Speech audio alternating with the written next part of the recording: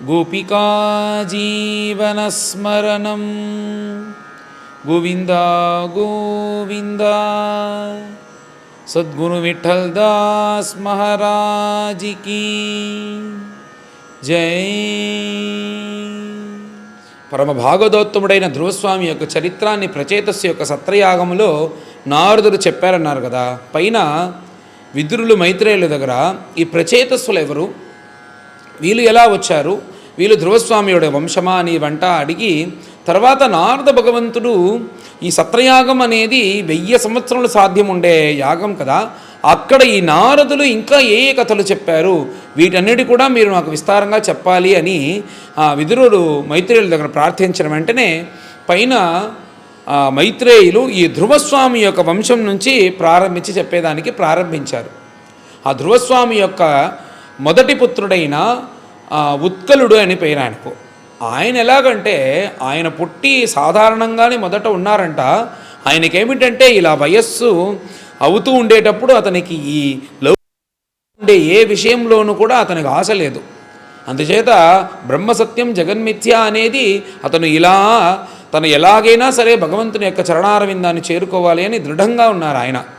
అందుచేత ఆయన ఈ లౌకికంలో ఏ విషయంలో కూడా ఆయన తలదూర్చలేదు. రాజ్య విషయంలో కూడా ఇలా ఉంటున్నారు ఉత్కలుడు. అంతేకాకుండా తనకేమిటంటే ఈ మనస్సు అనేది చాలా ప్రమాదకరమైనది. ఇది ఏమిటంటే ఈ మనస్సు అనేది ఒక అగ్ని అనే ఆశతో ఈ మనస్సు అనేది ఇలా జ్వలిస్తూ ఉంది. ఇప్పుడు కానీ అగ్ని జ్వలిస్తూ ఉందంటే దానికి ఏమి కారణం, కింద మన పెట్టే కట్టలే కదా, ఒక్కొక్క కట్ట ఇంకొక కట్ట ఇలా కట్ట పెడుతూ ఉన్నామంటే ఆ అగ్ని అనేది ఆరిపోకుండా జ్వలిస్తూ ఉంటుంది. మనం అగ్ని ఆరిపోవాలంటే ఏం చేయాలి, ఆ కట్టలు తీసేస్తే చాలు. అలాగనే మనస్సులో ఉండే ఆశలు అనేది పుంఖానుపుంఖంగా వస్తూ ఉన్నాయి. వాటి కోసం ఈ ఇంద్రియం అనేది ఇలా ఉపయోగపడుతూనే ఉంది. ఇంద్రియం ద్వారా మనస్సు అనేది ఆశతో జ్వలిస్తుంది. అందుకోసం ఈ ఇంద్రియానికి మనస్సు ఉండే కనెక్షన్ కట్ చేసి మనము లోపల అంతరాత్మను ఇంద్రియంతో ధ్యానం చేయాలి మనస్సును అంటూ ఇలా తన మనస్సును తిరిపి లోకంలో ఉండే వాళ్ళకి చూస్తుండేటప్పుడు ఆయన్ని చూస్తే ఒక పిచ్చోళ్ళలాగా కనిపిస్తారంట. ఎవరు చూసినా కానీ మాట్లాడరు, ఎవరైనా అడిగితే దానికి బదులు చెప్పడు. పిచ్చోడు ఎలాగైతే ఉంటారో అలా ఉంటున్నారంట ఆయన ఉత్కలుడు. మనం పిచ్చోళ్ళని అనుకుంటే మనకేమి నష్టం కాదు, కానీ మనం కానీ సామర్థ్యంగా ఉన్నానంటే మనం ఇలా రాజ్యంలో కూర్చోబెట్టినారంటే మనం ఇలా ఏమారిపోతాం కదా, అలాగా దృఢంగా ఉన్నారంట ఉత్కలుడు. అందుచేత పెద్దలందరూ అదే చెప్తారు, పిచ్చి వాళ్ళకి జ్ఞానులకి పెద్ద వ్యత్యాసం ఉండదు అంటారు. ఎందుకంటే ఇద్దరికి శరీరాభిమానం అనేది ఉండరు. కానీ ఈ పిచ్చోడైతే పిచ్చిలోకం అజ్ఞానంతో ఉంటాడు, కానీ జ్ఞానులు వాళ్ళ జ్ఞానంతో పిచ్చితనంలాగా ఉంటుంది వాళ్ళది. అది ఎలా మనం తెలుసుకోవాలంటే ఏదైనా ఒక జ్ఞాని వచ్చి ఇతడు పిచ్చోడు కాడు, ఇతడు జ్ఞాని అని చెప్పాలి. అలాగనే మన తపోవనంలో జ్ఞానానంద స్వాములు అనేవారు ఉండేవారు. అతను పరమజ్ఞాని అని, ఆయన పరమజ్ఞాని అని అందరికీ తెలుసు. ఆయన కన్యాకుమారిలో ఆ సముద్ర నదీ తీరంలో ఒక అమ్మ పిచ్చామిలా కూర్చొని ఉంది. ఆమెకు మాయమ్మ అని పేరు. అందరూ పిచ్చామని అనుకున్నారు, కానీ ఆయనే చెప్పినారు ఈమె పిచ్చది కాదు, ఈమె పరమజ్ఞాని అని ఆయన మనకు చూపించారు.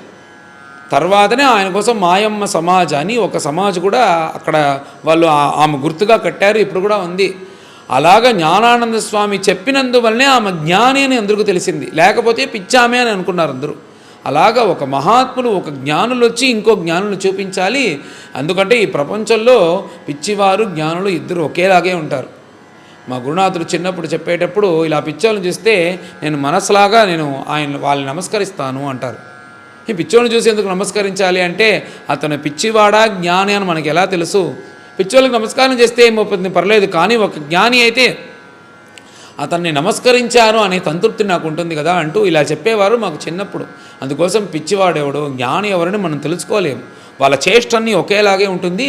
ఇలా ఉత్కలుడు ఇలా ఉన్నారంట. ఆ ధ్రువస్వామి యొక్క సత్వగుణం, తపస్సు అన్నీ ఉత్కలుడి దగ్గర వచ్చి ఇలా తను పిచ్చివాడిలాగానే ఇలా సంచరిస్తూ ఉండేటప్పుడు ఇతను రాజ్యం పరిపాలనకి అర్హుడు కాడు అంటూ మిగతా వాళ్ళందరూ ఏం చేసినారంటే భ్రమి యొక్క కొడుకైన వత్సరుణ్ణి పట్టాభిషిక్తుడిగా రాజ్య పరిపాలన పెట్టాలని తీర్మానించారు.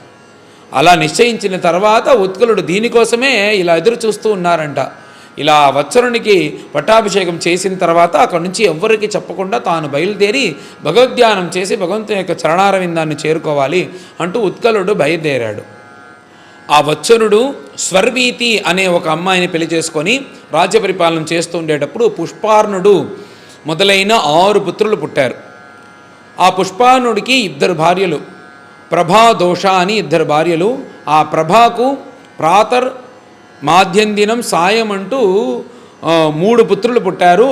ఆ ప్రభాకి దోష అనే అమ్మాయి దగ్గర నుంచి ప్రదోషన్, నచితన్, వ్యుష్టన్ అంటూ 3. ప్రదోష అంటే ప్రదోషకాలం, నచిత అంటే నిశి రాత్రి, వ్యుష్ట అంటే తెల్లవారుజామున. ఇలాగా 3 పుత్రులు 3 పుత్రులుగా పుట్టారు.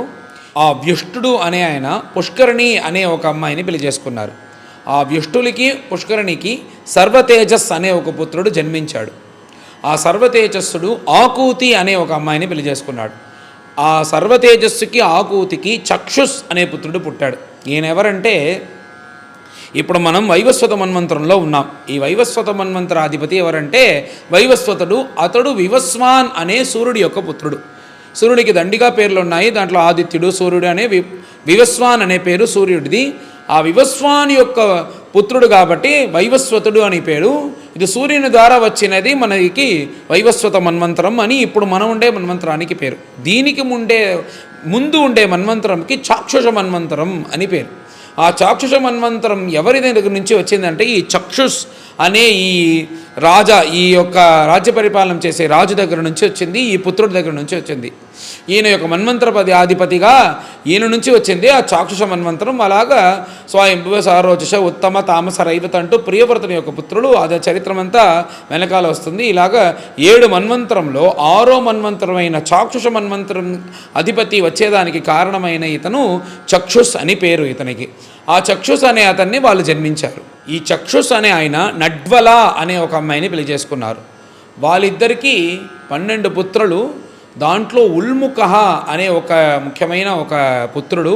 ఆ ఉల్ముఖుడు పుష్కరిణి అనే ఒక అమ్మాయిని పెళ్లి చేసుకున్నారు. ఆ ఉల్ముఖునికి పుష్కరిణికి అంగుడు అనే మొదలైన అంగహ, తర్వాత అంగిరస్, తర్వాత ఖ్యాతి అనే 6 పుత్రులు ఆ ఉల్ముఖునికి ఆ పుష్కరిణికి మళ్ళీ పుట్టారు. దాంట్లో మొదటి పుత్రుడైన అంగుడు సునీచ అనే ఒక అమ్మాయిని పెళ్లి చేసుకున్నారు. ఆ సునీచాకు అంగుడికి పరమ అధర్మిష్ఠుడైన లోకానికి హానికరం చేసిన వేణుడు అనే ఒక అబ్బాయి ఒక పుత్రుడు పుట్టాడు. ఈ వేణుడు మహా అధర్మిష్ఠుడంట. అలా రాజ్య పరిపాలన చేసి అందరినీ ఒక మృగంలాగా తయారు చేస్తాడంట ఈ వేణుడు. అలాంటి వేణుడు ఇలా తప్పు చేసేటప్పుడు బ్రహ్మ ఋషులు వచ్చి వాళ్ళ యొక్క తపస్సు వల్ల హుంకారం చేసి అతన్ని ఇలా చనిపోయేలా చేశారు. అతను ఇలా చనిపోయిన తర్వాత అతని శరీరంలో అతని యొక్క కుడి చేతి భుజం నుంచి అలా దాన్ని ఇలా మథనం చేసేటప్పుడు సాక్షాత్ భగవద్ అవతారమైన పృథు అర్చిస్ అనే దంపతులు జన్మించారు. ఈ పృథు అనే ఆయన మహావిష్ణు యొక్క అవతారం. ఆయన వల్లనే మనం ఈ భూమికి పృథ్వీ అనే పేరు వచ్చింది కదా. దానికి కారణమే వచ్చి ఈ పృథు వల్ల అలాగ పుట్టి ఈ భూమిని సరిచేసిన మహాత్ముడు అని చెప్పిన వెంటనే పైన విదురుడు మైత్రేయుడి దగ్గర ప్రశ్నించారంట. ఈ అంగుడు యొక్క పుత్రులు వేణుడు అని మీరు చెప్పినారు కదా.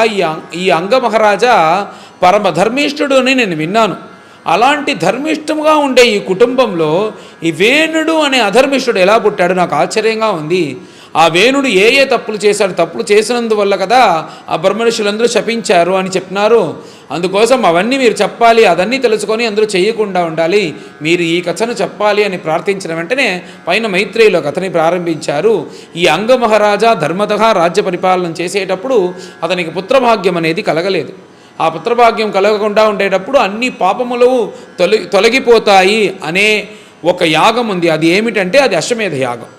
ఆ అశ్వమేధ యాగం చేయాలని ఆయన సంకల్పం చేసుకున్నారు.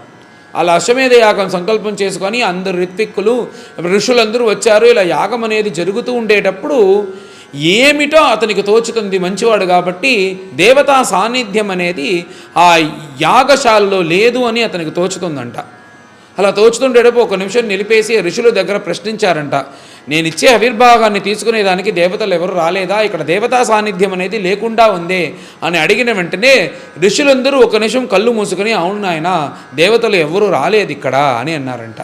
వెంటనే అందరికి నమస్కరించి నేనేం ఉపచారం చేశాను, ఇలా జరుగుతుంది, నాకేమని మీరు చెప్పాలి అని అడిగినప్పుడు ఆ ఋషులందరూ అన్నారంట, మాకే దీని యొక్క ధర్మ సూక్ష్మం ఏమి అని తెలవటం లేదు అని ఇలా చెప్పినప్పుడు, మహాత్ములైన మీకే తెలియకపోతే నేనేం చేయగలను, మీరే నాకు దారి చూపించాలి, దీనికి ఏం కారణమని మీరు చెప్పాలని మళ్ళీ ప్రార్థించిన వెంటనే సదసస్పతులు అని అక్కడ సభాపతులు లేచి, మాకు తెలుసు నాయనా ఏమి కారణం అంటే, నువ్వు ఈ జన్మలో ఏ పాపం చేయలేదు, పరమధర్ముష్ఠుడిగా ఉన్నావు, కానీ పూర్వజన్మలో చేసిన పాప ఫలితంగా నీకు సంతాన భాగ్యం అనేది కలగకుండా ఉంది.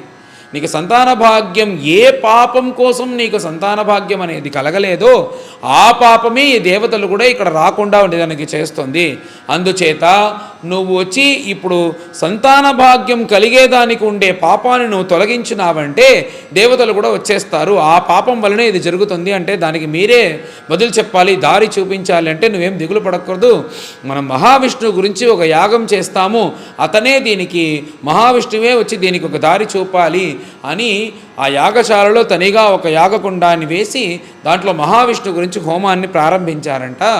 ఇలా ప్రారంభిస్తూ శ్రద్ధగా చేసినప్పుడు దాంట్లో ఒక ఆశ్చర్యం, ఆ యాగం పూర్తి అవ్వడానికి ముందుగానే ఆ యాగశాల నుంచి దివ్యమైన ఒక పురుషుడు, ఆ యాగకుండం నుంచి దివ్యమైన ఒక పురుషుడు చేతిలో ఒక పాయసాన్ని తీసుకొచ్చి, పాయస పాత్రలో దానికి ఓదనం అని పేరు, ఆ పాయసం ఒక స్వర్ణమయమైన పాత్రంలో తీసుకొచ్చి ఇలా చేతిలో పెట్టుకొని ఉన్నారంట. అది ఎవరికంటే ఈ అంగునికి ఇచ్చి, అంగ మహారాజ యొక్క భార్య అయిన సునీతాకి ఇవ్వాలి అంటూ ఇలా ఆయన చూస్తూ ఉండేటప్పుడు అంగుడు వచ్చి ఇలా నమస్కరించి ఆ పాయసాన్ని స్వీకరించారు. ఇప్పుడు ఈ పుత్ర ప్రతిబంధకమైన పాపం వల్లనే కదా జరగలేదు, ఇప్పుడు పుత్ర ప్రతిబంధకమైనది దీనివల్ల తీరుతుంది అని ఆ పాయసాన్ని ఆ అంగమహారాజాకి ఇచ్చేసి ఆ దివ్యమైన పురుషుడు ఇలా మాయమయ్యారు. అయిన తర్వాత సునీతాన్ని పిలిచి ఈ పాయసాన్ని ఇచ్చి, నువ్వు తాగమ్మా, భగవత్ స్వరూపం, భగవంతుని యొక్క అనుగ్రహం వల్ల సత్పుత్రుడు పుడతాడు అంటూ ఇలా సునీత దగ్గర ఇచ్చారంట ఆ అంగమహారాజా. మనము ఇప్పుడు ఏం చూడాలంటే, పాయసం తాగి పుట్టిన పుత్రులందరూ సత్పుత్రులు కారు. దశరథునికి పాయసం వచ్చింది, దానికి 4 పుత్రులుగా రామచంద్ర ప్రభులు మొదలైన వారు పుట్టారు కదా, వాళ్ళందరూ ఎంత ధర్మిష్ఠులుగా ఉన్నారు. ఇప్పుడు పాయసం తాగి పుట్టినవాడే ఈ వేణుడు కూడా. అందుచేత పాయసం తాగి పుట్టిన వాళ్ళందరూ మంచివారిగా ఉండరు. వాళ్ళు మనం ఎలా పెంచుతాము, ఎలా వాళ్ళకి ఏమి మంచి చెడులు చెప్పిస్తాము, వాళ్ళ ధర్మతగా మనం ఉండి మన పెద్దలు మనకి ఏమి చెప్పించారో వాళ్ళన్నీ చెప్పించాలి అనేది ఇక్కడ సంప్రదాయం అనేది ముఖ్యం.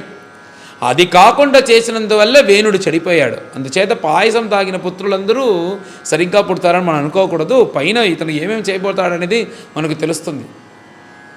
ఇలా పాయసం తాగింది, అలానే పూర్ణ గర్భమైంది. తర్వాత వేణుడు పుట్టాడు.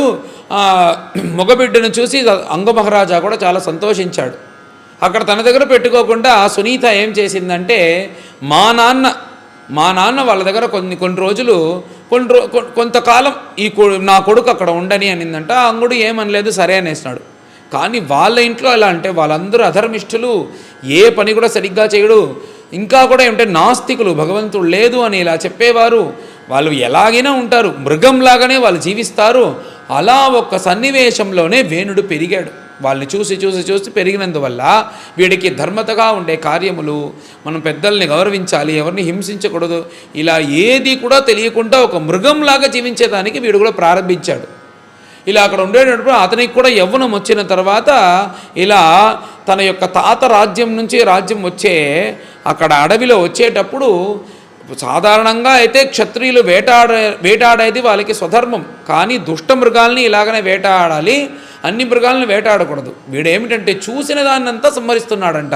వాడికి ఏమిటంటే ఇలా దాన్ని సంహరించి దాంట్లో నుంచి వచ్చే అది ఇలా బాధపడుతుంది కదా, దాన్ని చూసి వీడికి ఒక సంతోషం, అలాగ ఒక క్రూరమైన మనిషిలాగా తయారయ్యాడు వేణుడు.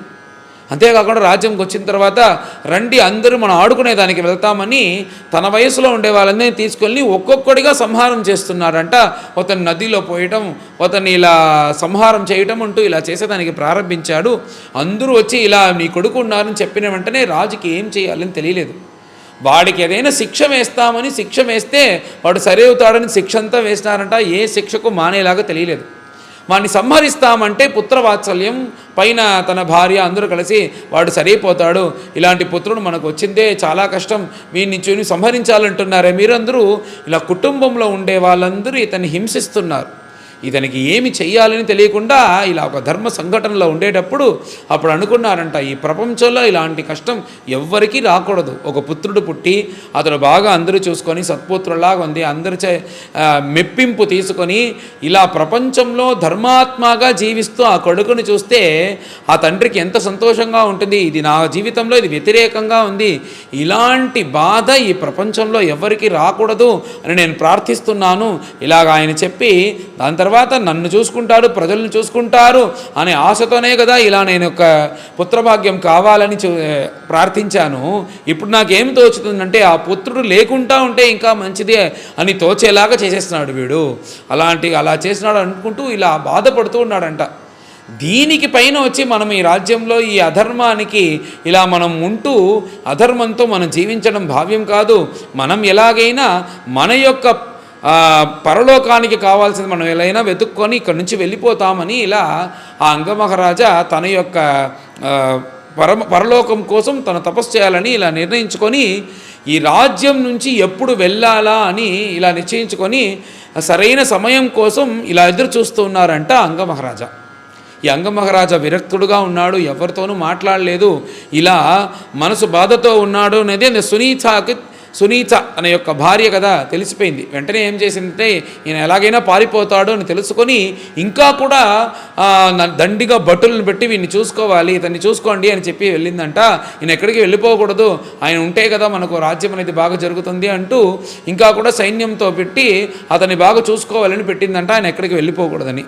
ఇలా అందరూ చూస్తూ ఉండేటప్పుడు కూడా ఆయన ఏమంటే మంచి నిశి రాత్రి ఎవ్వరికీ తెలియకుండా అక్కడి నుంచి బయలుదేరారంట. అప్పుడప్పుడు సునీత వచ్చి చూస్తూనే ఉంటుంది. ఒకసారి వచ్చి చూస్తే అంగమహారాజా ఎక్కడని తెలియలేదు. వెంటనే ఒక అరుపు అరిచిందంట, మహారాజు ఇక్కడ లేదు, ఎక్కడికో వెళ్ళిపోయినాడు, మీరు వెళ్ళి వెతకండి అని. వెంటనే అందరూ అక్కడికి పోయి వెతుకుతున్నారంట ఎక్కడైనా ఉన్నారా అని. ఇలా అక్కడక్కడ చూసి ఎవ్వరు ఎక్కడా లేదని చెప్పేదానికి వచ్చారంట. ఆయన ఎక్కడో చాలా దూరం వెళ్ళలేదంట. ఒకరు కానీ పారిపోయేదానికి నిర్ణయించుకున్నారంటే ఎంత దూరం వెళ్ళాలో వెళ్ళిపోవాలి కదా, వాళ్ళు నిర్ణయించుకొని ఇలా పోతారు. అలా పెట్టుకొని వీళ్ళందరూ వెతికారంట. ఆయన ఏం చేసినారంటే అలా పోకుండా తన యొక్క అంతఃపురం పక్కనే ఒక చిన్నగా ఒక అడవి ఉందంట. ఆ అడవి లోపల తన కోసం ఒక చిన్నగా ఆసనం వేసుకొని ఎవ్వరికీ తెలియకుండా ఆ అడవిలో ఒక గడ్డి, ఆ గడ్డి మధ్యలో ఎవ్వరికీ తెలియకుండా తపస్సు చేసుకుంటూ కూర్చున్నారంట. అది అక్కడ ఉన్నారని ఎవరు ఆలోచించకూడా లేదంట. తను ధ్యానం చేసుకుంటూ ఇలా లోపల ఉన్నారంట. ఎలాగంటే నీకు ఉదాహరణ చెప్పేటప్పుడు కుయోగినాం అంటున్నారు. కుయోగులు అంటే భగవంతుడు మనకు అంతర్యామిగా మనస్సులో ఉన్నాడు, ధ్యానం చేస్తే అలాంటి భగవంతుని చూడగలుగుతాము. అలాంటి భగవంతుని ధ్యానం చేసి లోపల ఉండే భగవంతుని చూడకుండా ఇక్కడ ఉన్నాడా అక్కడ ఉన్నాడా అని కుయోగి అనే ఇతను ప్రపంచమంతా సంచారం చేసి భగవంతుని కనిపించలేదు అని ఇలా చెప్తాడు కదా. చూస్తే మనస్సులో అంతర్యామిగానే ఉన్నాడు, అలాగా దగ్గరగా ఉండే భగవంతుని చూడకుండా ఎక్కడున్నాడు వెతుకుతుంటూ ఉంటారు కదా వీళ్ళు. అలాగనే ఈ భటులు కూడా పక్కనే ఉండే ఆ అంగమహారాజాన్ని వెళ్ళి చూడకుండా ఎక్కడో దూరంగా వెళ్ళి వెతుకుతూ ఇలా లేదు అని చెప్పినారు. ఇలా లేదు అని చెప్పిన వెంటనే సునీత చాలా బాధపడింది. ఈయన రాజు లేకుండా రాజ్యం ఉండకూడదు అని ఇలా మాటలు జరుగుతోంది. పక్కనే అంతఃపురం పక్కనే ఒక అడవిలో ఈ అంగమహారాజా తపస్సు చేస్తున్నారు అనేది చెప్పి ఈ అధ్యాయం అనేది పూర్తవుతుంది. పైన ఏం జరిగింది అని వచ్చే అధ్యాయంలో చూస్తాం. పైన అందరం కలిసి పారాయణం చేస్తాం. అథ త్రయోదశోऽధ్యాయः సూత ఉవాచ నిశమ్య కౌశారవిణోపవర్ణితం ధ్రువస్య వైకుంఠ పదాధిరోహణం ప్రరూఢభావః భగవతి అధోక్షజే ప్రష్టుం పునస్తం విదురః ప్రచక్రమే. విదురౌవాచ కేతే ప్రచేతసో నామ కస్యాపత్యాని సువ్రతా కస్యాన్వవాయే ప్రఖ్యాతాః కుత్ర వా సత్రమాసత మన్యే మహాభాగవతం నారదం देवदर्शनं येन प्रोक्तः क्रियायोगः परिचर्याविधिः हरेः स्वधर्मशीलैः पुरुषैः भगवान् यज्ञपूरुषः युज्यमानो भक्तिमता नारदेन ईरितः किल यास्ता देवर्षिणा तत्र वर्णिता भगवत्कथाः मह्यं शुश्रूषवे ब्रह्मन् कात्स्येन आचष्टुमर्हसि मैत्रेयोवाच ध्रुवस्य चोत्कलः पुत्रः पितरी प्रस्थिते वनं सार्वभौमश्रियं नैच्छत् अधिराजासनं पितुः सजन्मना उपशान्तात्मा निस्सङ्गः समदर्शनः ददर्श लोके विततम् आत्मानं लोकमात्मनि आत्मानं ब्रह्मनिर्वाणं प्रत्यस्तमितविग्रहम् अवबोध रसैकात्म्यम् आनन्दम् अनुसन्ततम् अव्यवच्छिन्न योगाग्नि दग्धकर्ममलाशयः स्वरूपम् अवरुन्धानः आत्मनोऽन्यं तदैक्षता जडान्ध बधिर उन्मत्त मूकाकृतिः अतन्मतिः लक्षितः पथि बालानां प्रशान्तार्चिरिव अनलः मत्वा तं जडम् उन्मत्तं कुलवृद्धाः समन्त्रिणः वत्सरं भूपतिं चक्रुः यवीयांसं भ्रमेस्सुतं स्वर्मीचिः वत्सरस्येष्टा भार्यासूत षडात्मजान् पुष्पार्णं तिग्मकेतुं च इषमूर्जं वसुं जयम् पुष्पार्णस्य प्रभा भार्या दोषा च द्वे बभूवतुः प्रातः मध्यन्दिनं सायम् इति ह्यासन् प्रभासुताः प्रदोषः निशितो व्युष्टः इति दोषासुतास्त्रयः व्युष्टः सुतं पुष्करिण्यां सर्वतेजसमादधे सचक्षुः सुतम् आकूत्यां पत्यां मनुम् अवापः मनोः असूतमहिषी विरजान् नड्वलासुतान् पुरुं कुत्सुं त्रितं द्युम्नं सत्यवन्तं ऋतं व्रतम् अग्निष्टोमम् अतिरात्रं प्रद्युम्नं शिबिमुल्मुखम् उल्मुखः अजनयत् पुत्रान् पुष्करिण्यां षडुत्तमान् अङ्गं सुमनसं ख्यातिं क्रतुमङ्गिरसं गयम् सुनीताङ्गस्य या पत्नी सुषुवे वेनम् उल्बनम् यद्दौशील्यात् स राजर्षिः निर्विण्णः निरगात् पुरात् यमङ्गशेपुः कुपिताः वाग्वज्राः मुनयः किल गतासोस्तस्य भूयस्ते ममन्थुः दक्षिणं करम् अराजके तदा लोके दस्युभिः पीडिताः प्रजाः जातो नारायणांशेन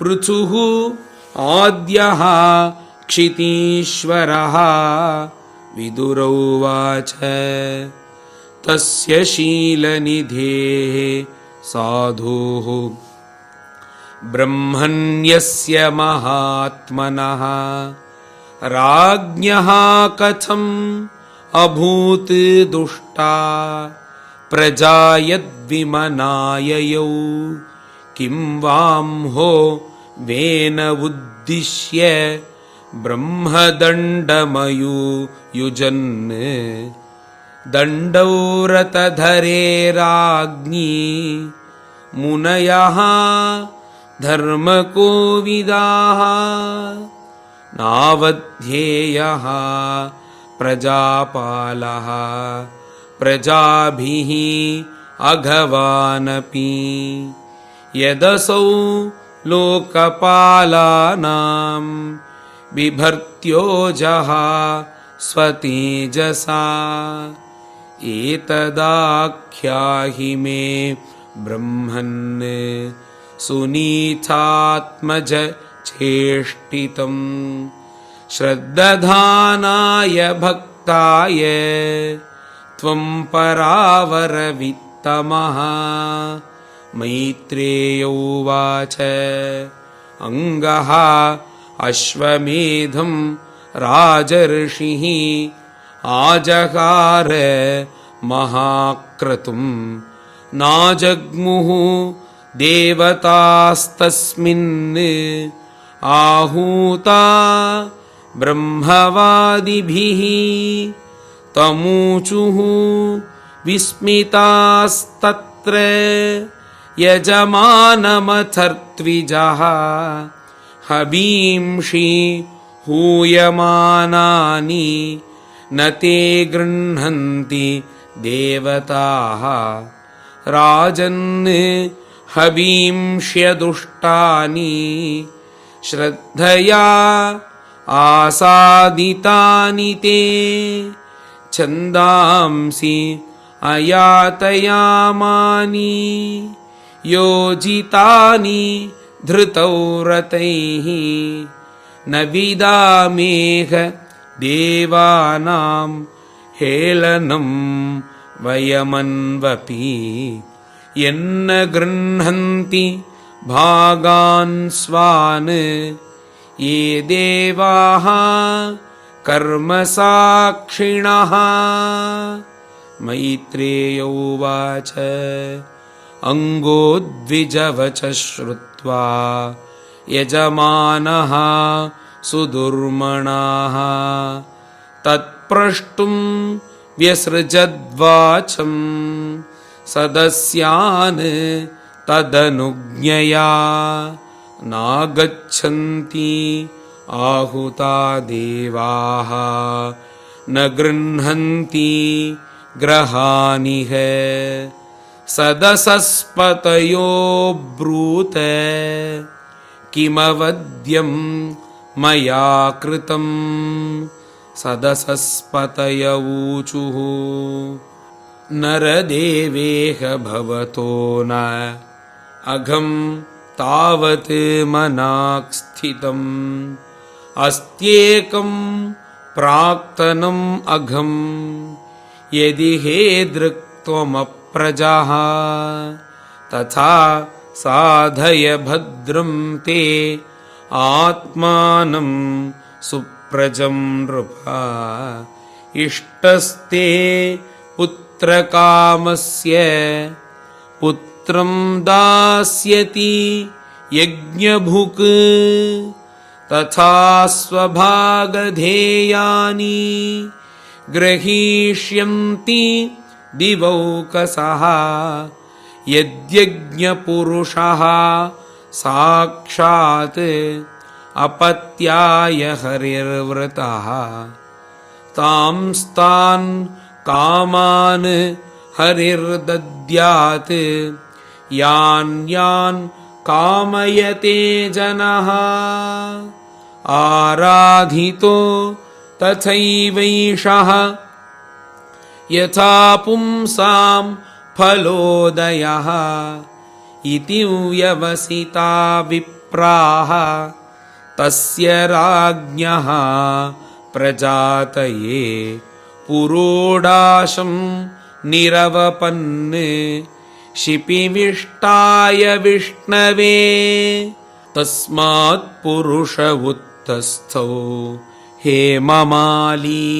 अमलाम्बरः हिरण्मयेन पात्रेण सिद्धमादाय पायसम् स विप्रानुमतो राजा गृहीत्वा अञ्जलिनौदनम् अवघ्राय मुदा युक्तः प्रादात् पत्न्या उदारधीः सा तत्पुंसवनं राज्ञी प्राश्य वै पत्युरादधे गर्भं कालवुपावृत्ते कुमारं सुषुवे अप्रजा सबाल एव पुरुषः मातामहम् अनुव्रतः